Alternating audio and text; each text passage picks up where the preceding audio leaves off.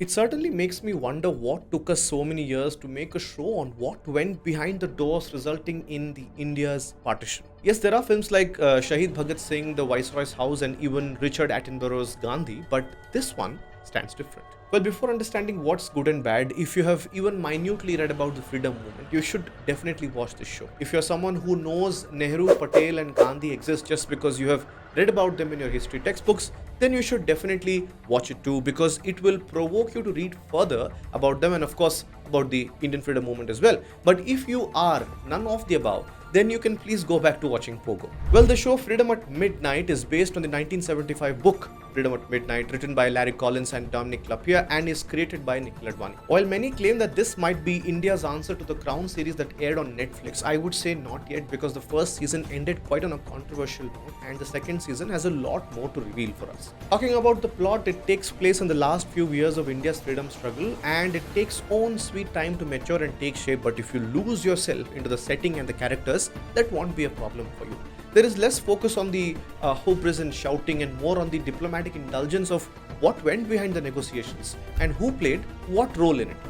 The show feels good because it remains quite authentic, be it from the point of view of the sets, the color grading, the characters, the language, the diction, also the factual correctness of the show that is presented, unlike Bhansali, who presented Khilji as a rabid dog in the name of poetic expression. I have always believed that the Indian freedom struggle since the year 1885 has not been a one-man story, but largely a canvas of characters and stories, and this show, Freedom at Midnight, does justice to this notion and presents a very balanced point of view of almost all characters, be it Gandhi, be it Jinnah, the Sikhs of that time, and even VP Menon for that matter. It does not whitewash anybody, nor does it villainize anyone, but yes, justifications are missing. Why did Jinnah demand Pakistan? Was it for his vested interests, or was it for his rivalry against Gandhi? There is no explanation given. Any which way, the show provides the grey sides of several characters, including Nehru and Patel, who acceded to the demand of partition, whereas Gandhi was against the idea till the stroke of midnight hour came in. But ironically, Gandhi today is blamed for the India's partition.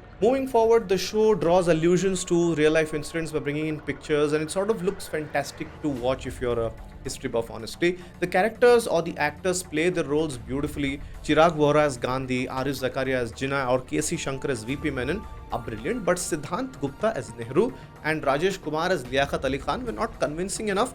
More so, Nehru looked too young and perhaps too thin as well.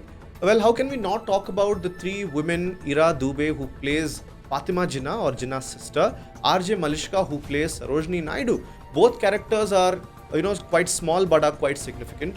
Lady Mountbatten or Edwina Mountbatten also has a role to play and is more significant than the other two.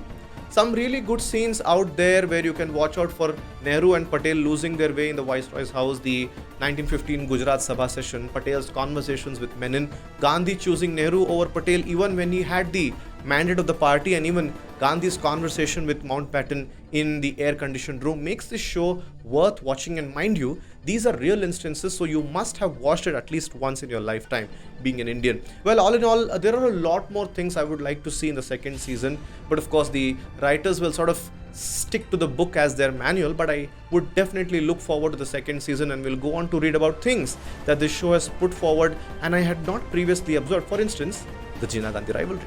Until next time, see you all.